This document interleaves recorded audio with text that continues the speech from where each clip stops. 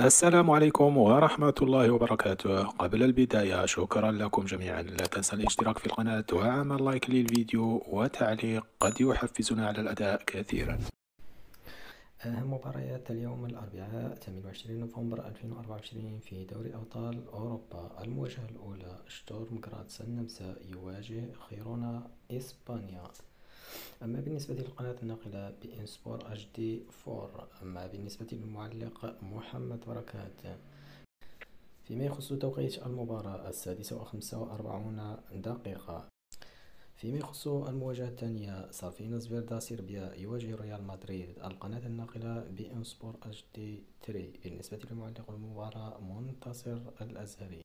وتنطلق المباراة نفس موقع المباراة الأولى. أما بالنسبة ليفربول يواجه شتوتغارت بي إن سبور اتش دي. معلق المباراة علي سعيد الكعيبي 9 مساء. أما بالنسبة للمواجهة الأخرى أستون فيلا شتوتغارت ألمانيا بي إن سبور اتش دي 3. أما بالنسبة لمعلق المباراة عصام الشوالي. أما بالنسبة للتوقيت 9 مساء فيما يتعلق بالمواجهة الأخرى موناكو فرنسا بنفيكا البرتغال. القناة الناقلة بي إن سبور اتش دي 4. أما بالنسبة لمعلق المباراة علي محمد علي. أما بالنسبة للتوقيت 9 مساء.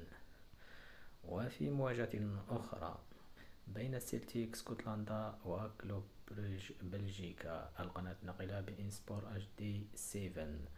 أما بالنسبة لمعلق المباراة نوفل باشي.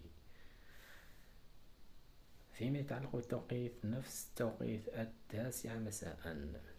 وفي مواجهة أخرى بين بولونيا إيطاليا وليل فرنسا. القناة الناقلة بإن سبور اتش دي 6.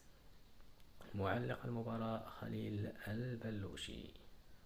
وهي نفس التوقيت مع المباراة الموالية. شكرا لكم.